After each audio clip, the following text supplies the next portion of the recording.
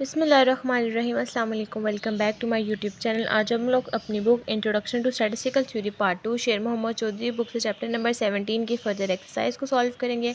Exercise start करने से पहले अगर आपने मेरे चैनल को सब्सक्राइब नहीं किया हुआ तो मेरे चैनल को सब्सक्राइब कर दें और साथ बने बेल आइकन को भी प्रेस कर दें ताकि आपको मेरे आने वाली वीडियोज़ नोटिफिकेशन सबसे पहले मिलती रहें। तो चलें आज की वीडियो को स्टार्ट करते हैं। तो आज हम लोग स्टार्ट करेंगे एक्सरसाइज से क्वेश्चन नंबर 17.51 से, जिसकी हमारे पास स्टेटमेंट है show that a chi squared test for 2x2 contingency table is equivalent to testing the difference between the two proportions using the normal approximation. आपने यहाँ पर काई square test 2x2 contingency table के फार्मूले को यूज़ करते हुए यहाँ पर इस प्रूफ को प्रूव करना है कि वो इक्वल हो difference between the two proportions, और यूज़ करना है आपने नॉर्मल अप्रॉक्सीमेशन के अकॉर्डिंग। तब हम लोग क्वेश्चन नंबर 17.51 के प्रूफ को स्टार्ट करते हैं। क्वेश्चन नंबर 17.51 में सबसे पहले हम लोगों ने यहाँ पर 2x2 कॉन्टिजेंसी टेबल बनाना है। 2x2 का मतलब है कि हम लोगों के पास रोज़ भी 2 हों और कॉलम्स भी 2 हों। तो हम यहाँ पर सपोज कर लेंगे कॉलम्स 1 और 2 और रो ए और बी। यहाँ पर मिड में लिख लेंगे small a B C D.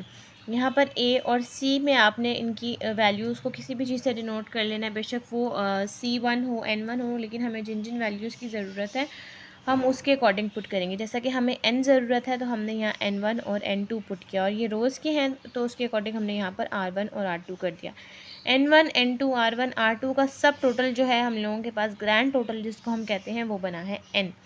अब हमने इस फार्मूले को 2x2 के कॉन्टिजेंसी टेबल के इस फार्मूले को यूज़ करते हुए हमने डिफरेंस बिटवीन टू प्रोपोर्शंस का फार्मूला ड्राइव करना है। फार्मूला है हम लोगों के पास chi square is equals to NAD minus BC square divided by A plus C B plus D A plus B C plus D। हमने इन वैल्यूज़ को इस टेबल से यूज़ करते हुए सॉल्व करनी है ताकि हम इस फार्मूले में पुट कर सकें। सबसे पहले हम यहाँ पर N1 की वैल्यू निकाल लेंगे। N1 A और C को अगर हम ऐड करें तो N1 बनता है। N2 के लिए B और D को ऐड करें तो N2 है। R1 के लिए A प्लस B को ऐड करें तो R1 है। R2 के लिए C प्लस D को ऐड करें तो R2 है। उसी तरह से अगर हम N की बात करें तो N1 plus N2 plus R1 plus R2, इन सारी वैल्यूज़ का जो टोटल है वो हमारे पास N बनता है, यानी कि A B C D इन सारी वैल्यूज़ का जो ग्रैंड टोटल है वो N बनता है।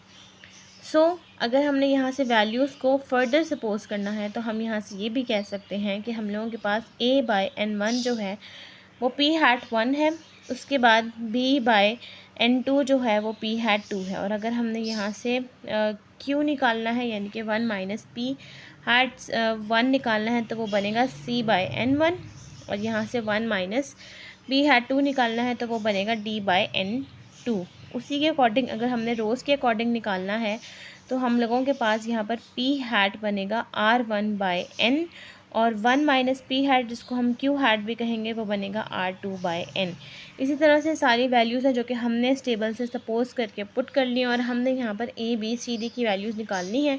तो हम यहाँ से क्या करेंगे कि ये A है, हम P हैट 1 और N1 को यहाँ पर मल्टीप्लाई कर देंगे, A आ जाएगा। B के लिए P हैट 2 को N2 से मल्टीप्लाई करेंगे, B आ जाएगा। C के लिए 1 माइनस P हैट 1 को N1 से मल्टीप्लाई करेंगे, C आ जाएगा। और D के लिए 1 माइनस P हैट 2 को मल्टीप्लाई करेंगे N2 से, D हो जाएगा। और R1 के लिए P हैट को N से मल्टीप्लाई करेंगे और R2 के लिए N को Q हैट से मल्टीप्लाई करेंगे। अब इन सारी वैल्यूज़ को हम इक्वेशन 1 यानी कि इस फार्मूले में पुट कर देंगे।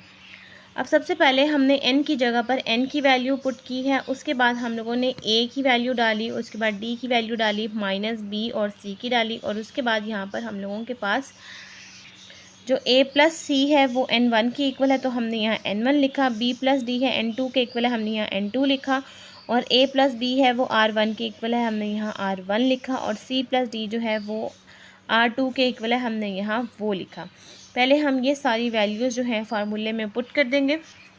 वैल्यूज़ फार्मूले में पुट करने के बाद अब नेक्स्ट काम हमने क्या करना है, नेक्स्ट हम लोगों के पास ये N1 और P हैट 1 जो है हमने इनको करना है 1 बाय 1 मल्टीप्लाई। सबसे पहले ये N1 और N2 जो है वो हम लिख लेंगे और P हैट 1 लिख लेंगे, और उसके बाद 1 माइनस P हैट 2 लिख लेंगे, और उसके आगे minus N1 N2 P hat 2 1 minus P hat 1, और नीचे आ जाएगा N1 N2 और इस R1 और R2 की जगह पर कौन सी वैल्यू हमने पुट की है, जो कि हमने नीचे से R1 और R2 की निकाली थी, P हैट 1 और N, और R2 की Q हैट 2 और N की, ये हमने यहाँ पर R1 और R2 की अगेन पुट कर दी है।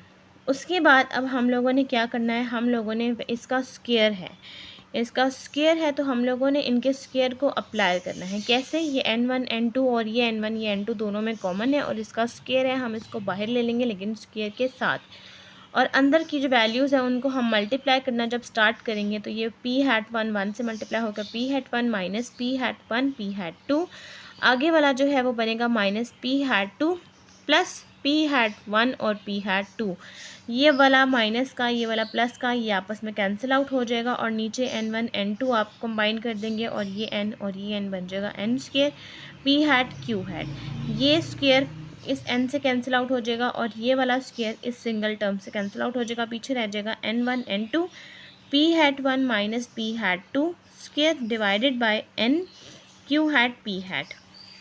अब हम लोगों के पास जो n है वो इक्वल होता है n1 प्लस n2, तो इस n की जगह पर n1 प्लस n2 पुट करेंगे और ये n1 और n2 जो है ये हम नीचे ले आएंगे, यहाँ डिनोमिनेटर में डिवाइड कर देंगे।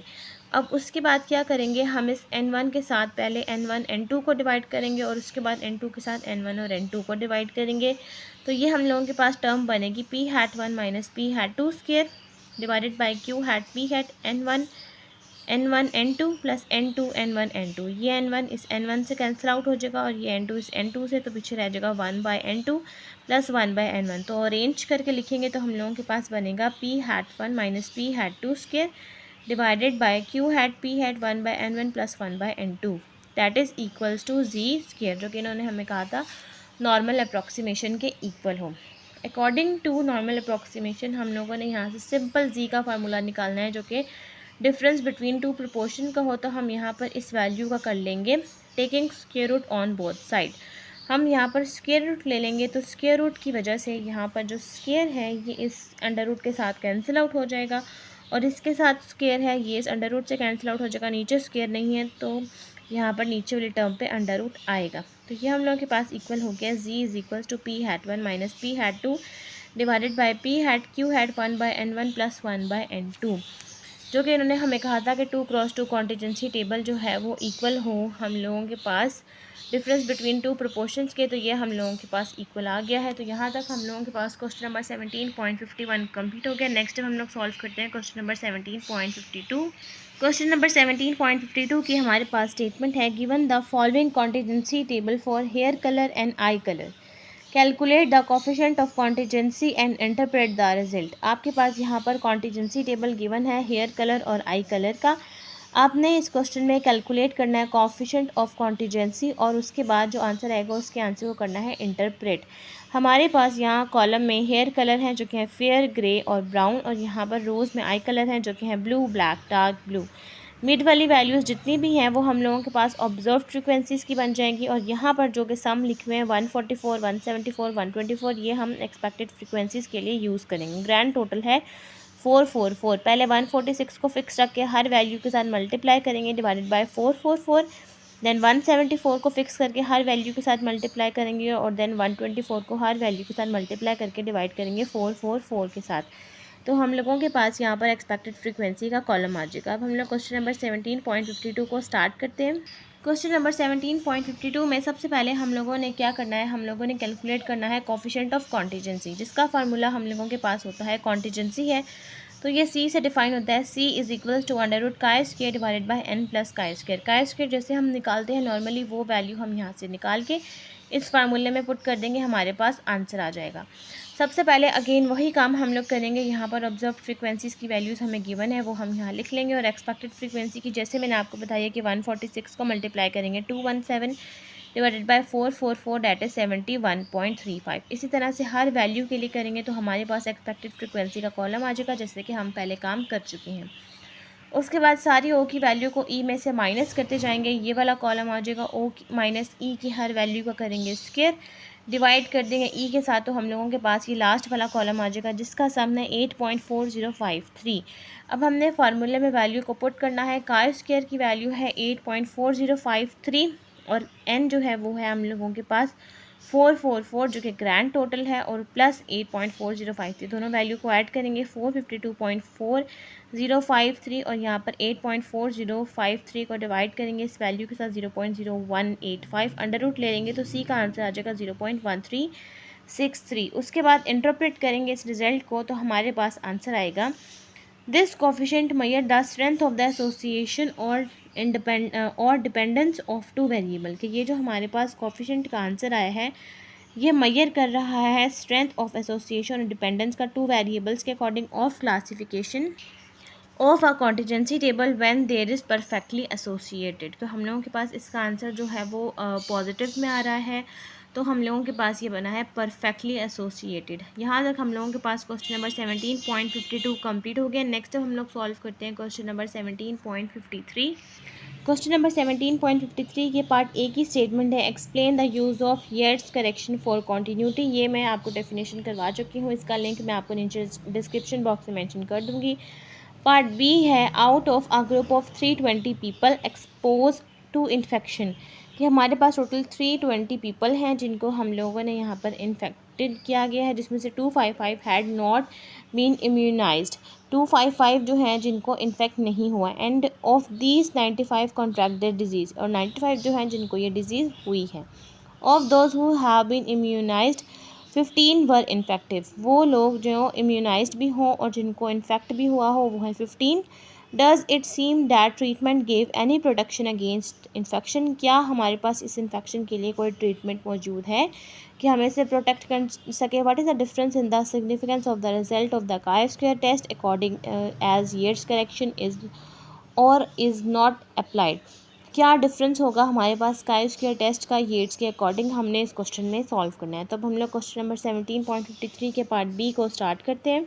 क्वेश्चन नंबर 17.53 के पार्ट बी में हम लोगों के पास फर्स्ट स्टेप आ जाएगा नल एंड अल्टरनेटिव हाइपोथेसिस, जिसमें हम अपना H0 और H1 लिखेंगे, जिसका फार्मूला है जो कि स्टेटमेंट बनेगी the two classification are independent और H1 the two classification are not independent. Second step level of significance में अल्फ़ा आ जाएगा 0.05। उसके बाद हम लोग यहाँ पर करेंगे टेस्ट स्टैटिस्टिक्स। टेस्ट स्टैटिस्टिक्स में इन्होंने हमें कहा हुआ है कि एक आपने काई स्क्वायर करना है येट्स के अकॉर्डिंग और एक येट्स के अकॉर्डिंग नहीं, एक है उन्होंने कहा हुआ है और दूसरा है इज़ नॉट एप्लीकेबल। तो एक हम करेंगे विदाउट येट्स करेक्शन वाले फार्मूले के अकॉर्डिंग और एक हम करेंगे विद येट्स करेक्शन के फार्मूले के अकॉर्डिंग। विदाउट येट्स करेक्शन का फार्मूला ये होता है और विद येट्स करेक्शन का फार्मूला ये होता है, जिसमें जो n है वो हम लोगों के पास इक्वल होता है a + b + c + d। अब फोर्थ स्टेप में इन्होंने हमें क्वेश्चन में गिवन दिया हुआ है कि आपके पास टोटल जो है दो चीज़ें आप लोगों के पास हैं, एक इन्फेक्टेड और एक इम्यूनाइज्ड। सबसे पहले हम यहाँ पर कॉलम में लिखेंगे इन्फेक्टेड और नॉट इन्फेक्टेड, रो में लिखेंगे इम्यूनाइज्ड और नॉट इम्यूनाइज्ड।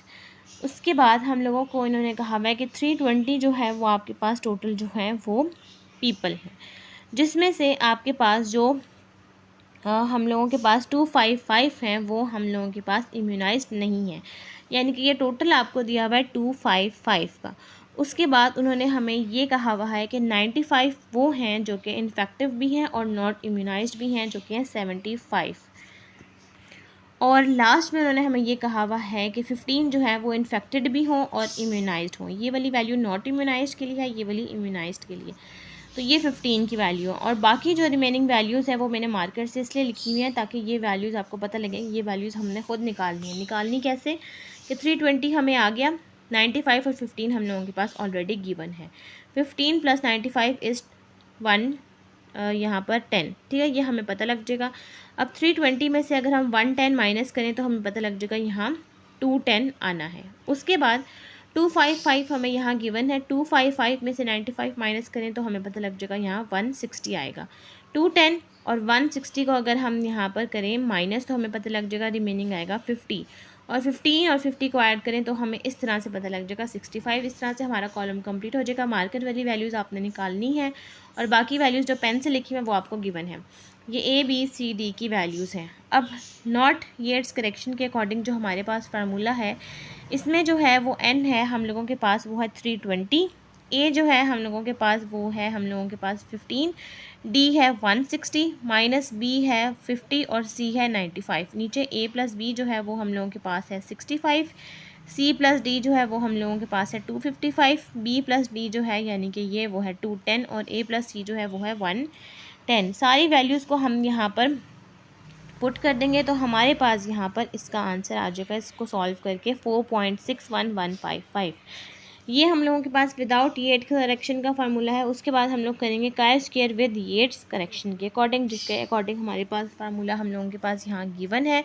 एन है 320, अगेन ए है 15, डी है 160, माइनस बी है 50 और सी है 95, माइनस n बाई 2 यानी कि 320/2 का स्क्वायर और बाकी डिनोमिनेटर की वैल्यूज़ ये वाली ही हैं। अब यहाँ पर मॉड का मतलब ये है कि a d minus b c को माइनस करके अगर आपके पास कोई वैल्यू नेगेटिव आ रही है तो इस मॉड की वजह से वो हो जाएगी पॉजिटिव। तो अब हम सारी वैल्यूज़ को फार्मूले में पुट करेंगे तो हमारे पास with Yates correction according to the chi square के अकॉर्डिंग आंसर आ जाएगा 4.0084। आंसर दोनों के आने के बाद अब हम यहाँ पर जो है वो काई स्क्वायर जो है वो एक ही होगा, जो कि है chi square alpha r minus 1 c minus 1। रोज़ भी हैं 2 और कॉलम्स भी हैं 2, तो 2 माइनस 1 2 माइनस 1 इज़ 1 1 1 1 जार 1, 0.05 को 1 में देखेंगे तो आंसर आएगा 3.84। अब फर्स्ट हमने करना है विदाउट येट्स करेक्शन के लिए, तो हम लोगों के पास ये है आंसर 4.6155। ये वैल्यू जो है वो 0 से 3.84 के रीजन से बाहर जा रही है तो ये हो रहा है रिजेक्ट। और अगेन जो है नेक्स्ट वैल्यू वो भी है हम लोगों के पास 4.0084, तो वो भी 0 से 3.84 के रीजन से बाहर जा रही है तो वो भी हो रहा है रिजेक्ट। तो हम अपना कंक्लूजन लिखेंगे, since we concluded that chi square is equal to 4.6155 and chi square is equal to 4.0084 falls in the critical region. Both जो है वो फॉल कर रहे हैं क्रिटिकल रीजन को, so we reject H naught. यहाँ तक हम लोगों के पास क्वेश्चन नंबर 17.53 कंप्लीट हो गया है। नेक्स्ट अब हम लोग सॉल्व करते हैं क्वेश्चन नंबर 17.54। क्वेश्चन नंबर 17.54 के पार्ट ए की स्टेटमेंट है prove that chi square for the table, कि आपको एक टेबल गिवन है जिसके अकॉर्डिंग आपने काई स्क्वायर निकालना है, is given by chi square is equal to n a d mod of a d minus b c minus n by 2 square divided by a plus B C plus D A plus C B plus d if a d less than b c and where n is equal to a plus b plus c plus D.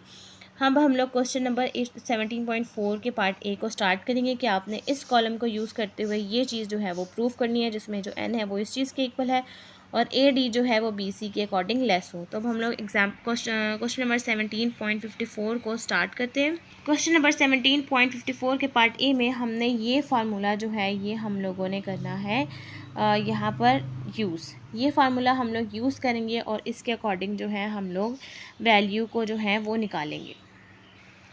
2x2 contingency table जो है वो हम लोग उसके according जो formula बनेगा वो हम लोगों के पास ये बनेगा, जो कि है हम लोगों के पास विदाउट येट्स करेक्शन वाला, और हमने विद येट्स करेक्शन का फार्मूला जो है वो ड्राइव करना है। टेबल जो हमें ऑलरेडी गिवन है क्वेश्चन में वो ये है। अब हमने ये सारी वैल्यूज़ जो है वो इस फार्मूले में पुट करके विद येट्स करेक्शन वाला फार्मूला जो है वो ड्राइव करना है। एन की जगह पर एन आ जाएगा, ए की जगह पर ए प्लस 1/2 आ जाएगा, डी की जगह पर डी प्लस 1/2 आ जाएगा, माइनस बी की जगह पर बी माइनस 1/2 और सी की जगह पर C minus 1/2 square, A plus C B plus D A plus B C plus D as it is. उसके बाद क्या करेंगे हम लोग यहाँ से वैल्यूज़ को करेंगे मल्टीप्लाई। ए को करेंगे डी के साथ, ये बन जाएगा ए डी। नेक्स्ट ए को करेंगे 1/2 के साथ, ये बन जाएगा प्लस a/2। नेक्स्ट d/2 और नेक्स्ट बन जाएगा plus 1/2 minus b c minus b/2 minus c/2 और प्लस 1/2 और इसका स्क्वायर और डिनोमिनेटर एज इट इज़। उसके बाद अब हम लोग क्या करेंगे, यहाँ से अब हम ये ब्रैकेट जो है इसको ओपन कर देंगे। ये बनेगा a/d plus a/2 plus d/2 plus 1/2 minus b c. यहाँ पर हम लोगों के पास आ जाएगा ब्रैकेट के बाद माइनस है और ये माइनस है तो ये बन जाएगा प्लस b/2 और ये भी माइनस है, ब्रैकेट के बाद माइनस है, minus minus plus plus c/2 और ये प्लस है, ब्रैकेट के बाद माइनस है तो ये ऑपोजिट हो जाएगा, ये बन जाएगा plus minus minus minus 1/2 square. ये प्लस का है ये माइनस का है, आपस में कैंसिल आउट हो जाएंगे, पीछे रह जाएगा a/d माइनस b/c और 1/2 है ये सब में कॉमन है यानी कि 1/2, पीछे रह जाएगा a plus b plus c plus d. आपने अरेंज करके जो है वो यहाँ पर लिख लेना है उसका स्क्वायर डिवाइडेड बाय डिनोमिनेटर की value as it is according to the case. इन्होंने हमें क्वेश्चन में ही कहा हुआ है कि n गिवन है a plus b plus c plus d के, तो जहाँ पर ये वैल्यू है वहाँ पर हम n पुट कर देंगे यानी कि इस जगह पर ये बन जाएगा a d minus b C plus 1/2 n square divided by a plus C B plus D A plus B C plus d. अब इन्होंने हमें क्वेश्चन में कह दिया है कि ए डी जो है वो बी सी के अकॉर्डिंग लेस है, तो हम लोगों के पास जो a d minus b C plus n/2 की जो वैल्यू है स्क्वायर वो इक्वल हो जाएगी मॉड के अकॉर्डिंग। ठीक है, ये बन जाएगा मॉड में a d minus b c. Mod की वजह से ये होगा कि ये वैल्यू जो है वो पॉजिटिव हो जाएगी, लेस है तो हम लोगों ने इसको मॉड में शिफ्ट कर दिया। जहाँ पर ये वैल्यू है ये वाली हम उसकी जगह पर लिख देंगे mod of a d minus b c minus n/2 square, बाकी वैल्यू एज इट इज़ आ जाएगी। तो ये हम लोगों के पास जो है विद येट्स करेक्शन का जो फार्मूला है वो यहाँ पर ड्राइव हो गया है, वो प्रूव हो गया है। तो यहाँ तक हम लोगों के पास क्वेश्चन नंबर 17.54 का पार्ट ए कंप्लीट हो गया है। नेक्स्ट अब हम लोग सॉल्व करते हैं इसी क्वेश्चन का पार्ट बी। की हमारे पास स्टेटमेंट है, a random sample of 30 adults is classified according to sex and the number of hours they watch television during a week. कि आपके पास यहाँ पर 30 एडल्ट्स हैं टोटल, जिसके अकॉर्डिंग फर्स्ट कॉलम में आपको सेक्स गिवन है और नंबर में रोज़ में आपको यहाँ पर टेलीविज़न आवर्स के देखने का टाइम गिवन है। Using a 0.01 level of significance आपने अल्फ़ा 0.01 यूज़ करना है। Test the hypothesis that a person's sex and time watching television are independent. कि आपके पास जो हाइपोथेसिस है वो पर्सन सेक्स और टाइम के अकॉर्डिंग आए जो कि हो इंडिपेंडेंट। तो अब हम लोग क्वेश्चन नंबर 17.54 के पार्ट बी को स्टार्ट करते हैं। क्वेश्चन नंबर 17.55 के पार्ट बी में हम लोगों के पास फर्स्ट स्टेप आ जाएगा H0 और H1 null and alternative hypothesis. H0 बनेगा a person sex and the time watching television are independent और H1 हो जाएगा not independent. Second step level of significance alpha 0.01 आ जाएगा। थर्ड स्टेप में हम अपना जो येट्स करेक्शन का विद येट्स करेक्शन का फार्मूला है वो अप्लाई करेंगे। वो अप्लाई है जब हम यहाँ पर करेंगे तो ये फार्मूला लिखने के बाद हमारे पास जो टेबल है वो कुछ इस तरह से गिवन है, जो कि है 5, 9, 9 और 7, जो कि ए बी सी डी की वैल्यू है। 5 + 9 is 14, b + d is 16, a + b is 14 and c + d is 16। Total 30 जो अडल्ट हैं वो आ गए। फार्मूले में जस्ट वैल्यूज़ को पुट करेंगे, एन की जगह पर 30, ए की जगह पर 5, डी की जगह पर 7, माइनस बी की जगह पर 9, सी की जगह पर 9, minus 30/2 square divided by a plus c is 14, b plus d is 16, a plus b is 14 and c plus d is 16। Values को पुट करेंगे, सॉल्व करेंगे तो हम लोगों के पास काई स्क्वायर का जो आंसर है वो आ जाएगा 0.75। अब क्रिटिकल रीजन जो है वो हम लोगों के पास बनेगा chi square alpha r-1 c-1, रोज़ भी हैं 2 और कॉलम भी है 2, 2 - 1 1, 2 - 1 1, 1 1 ज़ार 1, 0.05 0.01 को जब 1 में देखेंगे तो आंसर आ जाएगा 6.64। अब हम लोगों के पास जो काई स्क्वायर का आंसर है 0.57 वो 0 से 6.61 के रीजन में आ रहा है, तो ये हो रहा है एक्सेप्ट। तो हम अपना कंक्लूजन लिखेंगे, since we concluded that chi-square is equals to 0.57 lies in the critical region, so we accept H0। यहाँ तक हम लोगों के पास क्वेश्चन नंबर 17.54 कंप्लीट हो गया। नेक्स्ट अब हम लोग सॉल्व करते हैं क्वेश्चन नंबर 17.55। क्वेश्चन नंबर 17.55 के पार्ट ए की स्टेटमेंट है, describe Fisher exact test for 2x2 contingency table. Fisher's exact test 2x2 contingency table की पूरी एक्सप्लेनेशन मैं आपको करवा चुकी हूँ, इसका लिंक मैं आपको नीचे डिस्क्रिप्शन बॉक्स में मेंशन कर दूँगी। पार्ट बी है, suppose that a number of patients were treated for cancer with result as in the following table। आपके पास ये टेबल है जिसके अकॉर्डिंग आपने फिशर्स एग्जैक्ट टेस्ट का फार्मूला अप्लाई करना है इस टेबल के अकॉर्डिंग। तब हम लोग क्वेश्चन नंबर 17.55 के पार्ट बी को स्टार्ट करते हैं। क्वेश्चन नंबर 17.55 के पार्ट बी में हम लोगों के पास फर्स्ट स्टेप आ जाएगा, the two classification are independent, H1 the two classification are not independent. Second step alpha 0.05। उसके बाद जो फार्मूला है जर्नल टेस्ट स्टैटिस्टिक्स में जो हमने यूज़ करना है वो बनेगा P = a + b factorial, c + d factorial, a + c factorial, b + d factorial divided by a factorial, b factorial, c factorial, d factorial. उसके बाद अब हम लोग यहाँ पर हम टेबल बनाएंगे। टेबल बनाने के बाद अब हम लोग यहाँ पर इसका रो का और कॉलम का भी सम कर देंगे, जो कि ग्रैंड टोटल है 15। अब इस तरह से ये टेबल हम लोगों के पास गिवन है। अब सबसे पहले हम लोगों ने फिशर एग्जैक्ट टेस्ट में क्या करना होता है कि हम लोगों ने ये देखना होता है कि सबसे छोटी वैल्यू हम लोगों के पास कौन सी बन रही है टेबल में, उसके अकॉर्डिंग हमने उस वैल्यू को 0 बनाना होता है। तो टेबल के अकॉर्डिंग हमारे पास सबसे छोटी वैल्यू जो बन रही है 1। इसका मतलब ये है कि पहले हम P1 निकालेंगे जो कि हम लोगों के पास आंसर आ जाएगा, और उसके बाद हम लोगों ने इस वैल्यू को 0 बनाना है। तो सबसे पहले हम लोगों के पास जो फार्मूला है उसके अकॉर्डिंग हम लोगों के पास a प्लस बी की वैल्यू जो है वो है 7 फैक्टोरियल, नेक्स्ट है 8 फैक्टोरियल, नेक्स्ट a प्लस सी की वैल्यू 6 फैक्टोरियल और b प्लस डी की वैल्यू 9 फैक्टोरियल। उसके बाद a factorial, 5 factorial, 1 factorial, 2 factorial, 7 factorial और n factorial that is 15 factorial. यहाँ पर एंड में हम लोगों के पास 9 भी आएगा, n भी आएगा, n फैक्टोरियल। उसके बाद अब हम लोगों के लिए अकॉर्डिंग जिसके जो फैक्टोरियल्स हैं अब हम लोग फैक्टोरियल सॉल्व कर लेंगे। 7 factorial is 5040, 8 factorial is 40320, 6 factorial is 720, 9 factorial is 362880। इसी तरह से डिनोमिनेटर्स की भी सारी वैल्यूज़ के फैक्टोरियल सॉल्व कर लेंगे जो कि कुछ इस तरह से होंगे। अब हम लोगों के पास न्यूमिनेटर वाली टर्म में मल्टीप्लाई 10 की पावर 16 आएगा और डिनोमिनेटर में मल्टीप्लाई 10 की पावर 18। जब हम इसको डिवाइड करेंगे तो हम लोगों के पास आंसर बनेगा 0.0335 साइंटिफिक नोटेशन को लिखने का मेथड। इसको डिवाइड करके हमारे पास आंसर आता है 3.352 मल्टीप्लाई 10 की पावर 34। तो अब हम लोगों ने साइंटिफिक नोटेशन की जो वैल्यूज़ होती हैं उसको किस तरह से लिखना होता है, हम लिखेंगे 0.0 और आगे ये 335, ये वैल्यू हम इस तरह से लिख देंगे, ये बन जाएगा P1। The smallest frequency is D1, D is equal to 1 denoted P1 is, जिसका टेबल हम लोगों के पास ये था। D1 सबसे छोटी वैल्यू है तो हम लोगों ने इसको P1 निकाल लिया, जिसके अकॉर्डिंग जो वैल्यूज़ मिड की थी वो थी 5217। अब हमने इस वैल्यू को बनाना है 1 को 0 किस तरह बनाएंगे कि हमने जो वैल्यू है यहाँ वाली वैल्यूज़ को हम लोगों ने करना होता है माइनस, क्योंकि इसको माइनस करेंगे, इसको माइनस करेंगे और यहाँ वाली वैल्यू करना होता है ऐड, क्योंकि हम लोगों के पास जो ग्रैंड टोटल है वो 15 ही आना चाहिए। तो 1 माइनस 1 इज़ 0, 2 माइनस 1 इज़ 1, यहाँ वाली वैल्यूज़ को हम करते हैं add. 5 plus 1 is 6, 7 plus 1 is 8।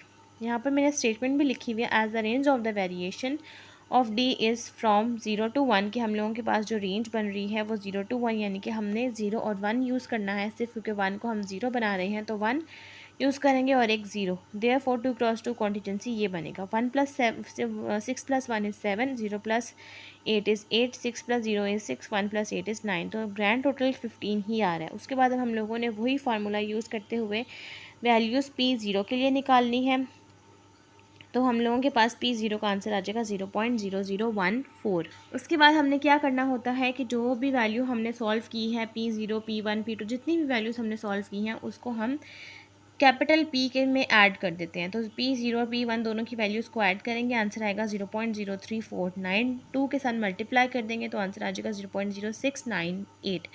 अब ये जो वैल्यू है वो 0.05 जो अल्फ़ा की वैल्यू है उससे है ये ग्रेटर, तो हम यहाँ लिखेंगे विच इज़ ग्रेटर देन 0.05। तो ये हम लोगों के पास हो रहा है रिजेक्ट। तो यहाँ तक हम लोगों के पास पार्ट बी कंप्लीट हो गया। नेक्स्ट हम लोग सॉल्व करते हैं इसी क्वेश्चन का पार्ट सी। पार्ट सी की हमारे पास स्टेटमेंट है, that's in 6 months after fractured neck of femur is in a specialized orthopaedic ward A and the general ward B are given below. आपके पास वार्ड ए और बी है जिसमें डेथ जो है वो येस और नो की है और ये मिड की वैल्यूज़ जो हैं वो के ए बी सी डी की वैल्यूज़ हैं। Test the hypothesis of independence, आपने हाइपोथेसिस ऑफ इंडिपेंडेंस अप्लाई करनी है जिसमें आपने फिशर्स इरविन का जो एग्जैक्ट टेस्ट का जो फार्मूला है, ये ऑथर है वही फिशर्स एग्जैक्ट टेस्ट जो है वो उसी का फार्मूला आपने यूज़ करना है जो कि अभी आपने पार्ट बी में यूज़ किया था। तो अब हम लोग इस क्वेश्चन के पार्ट सी को स्टार्ट करते हैं। पार्ट सी में सबसे पहले हम लोग इस तरह से अपना टेबल बना लेंगे। 2 + 18 = 20, 6 + 14 = 20, ग्रैंड टोटल 40 आ रहा है हम लोगों के पास। अब हम लोगों के पास इस टेबल के अकॉर्डिंग जो स्मॉलेस्ट वैल्यू है वो बन रही है 2, यानी कि डी बन रहा है 2। अब हमने इस 2 को बनाना है 0 बनाने के लिए पहले हम P2 निकालेंगे, देन P1 निकालेंगे, देन P0, क्योंकि हम इसको 1 by 1 0 बनाएंगे। सबसे पहले P2 के अकॉर्डिंग जो value as it is given है फार्मूले के अकॉर्डिंग वो वैल्यू पुट करेंगे। a + b की वैल्यू 8 फैक्टोरियल, c + d की value 32 factorial, 20 factorial, 20 factorial divided by 2 factorial, 6 factorial, 18 factorial, 14 factorial और 40 फैक्टोरियल। वैल्यूज़ को सॉल्व करेंगे। P2 का आंसर आ जाएगा 0.0956 as the range of the variation from 0 to 2, कि हमने यहाँ से 2 को 0 बनाना है। तो हम लोगों के पास ये जो रेंज बनेगी वो P2 की बनेगी, देन P1 की बनेगी और देन P0 की बनेगी। तो 2 क्रॉस 2 कॉन्टीजेंसी टेबल हम लोगों के पास कुछ इस तरह से बनेंगे। सबसे पहले अब हम लोग इसको बनाएंगे 1 देन 0।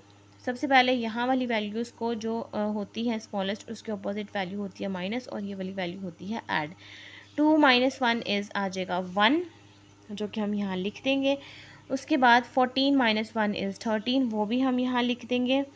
उसके बाद 18 + 1 इज़ 19 और 6 + 1 इज़ 7, वो भी हम यहाँ वैल्यूज़ को लिख देंगे। और ये वाली वैल्यूज़ ऐड होती हैं, ये वाली वैल्यूज़ माइनस। तो अगेन ग्रैंड टोटल 40 ही आ रहा है, जो कि D1 के लिए। और अगेन अब हमने इस टेबल को बनाना है, इस 1 को बनाना है 0। 1 - 1 इज़ 0, 13 - 1 इज़ 12, 19 + 1 इज़ 20, 7 + 1 इज़ 8। और वैल्यूज़ को ऐड करके ग्रैंड टोटल भी आ रहा है 40। ये D1 के लिए है, ये D2 के लिए। तो यानी कि यहाँ से हम निकाल लेंगे इस कॉलम की वैल्यूज़ को सॉल्व करके P1, और इस कॉलम की वैल्यूज़ को सॉल्व करके हम निकाल लेंगे P0। P1 का आंसर आ जाएगा 0.0, वैल्यूज़ को फार्मूले में पुट करके P1 का आंसर आ जाएगा 0.02011, और P0 का आंसर आ जाएगा वैल्यूज़ को फार्मूले में पुट करके 0.00164। अब हम लोगों के पास P निकले थे, P0, P1, P2। तीनों वैल्यूज़ को ऐड करेंगे, कैपिटल P का आंसर आ जाएगा 0.11756, 2 के साथ मल्टीप्लाई कर देंगे तो 2P का आंसर आ जाएगा 0.235। अब हम लोगों के पास ये जो वैल्यू है ये 0.05 से छोटी है, तो हम यहाँ लिख देंगे which is not neglectable, hence we reject H naught. Reject तो हम हर सूरत पे करते हैं, लेकिन हम लोगों ने एक बताना है कि वो ग्रेटर है या छोटी है। तो हम लोगों ने ये कह दिया कि हमने इसको रिजेक्ट कर दिया है, हमने इसको निगलेक्ट कर दिया है, कैंसिल कर दिया, क्योंकि ये वैल्यू जो है वो 0.05 से छोटी है। तो यहाँ पे हम लोगों के पास जो है क्वेश्चन नंबर 17.55 कंप्लीट हो गया, और आज की वीडियो भी हमारी यहीं तक कंप्लीट होती है। अगर आपको मेरी आज की वीडियो अच्छी लगे तो मेरी वीडियो को लाइक करें, शेयर करें, मेरे चैनल को सब्सक्राइब करें, और साथ में बने बेल आइकन को भी प्रेस करें, ताकि आपको मेरी आने वाली वीडियोस नोटिफिकेशन सबसे पहले मिलती रहें। आज की वीडियो के लिए थैंक यू। अल्लाह हाफिज़।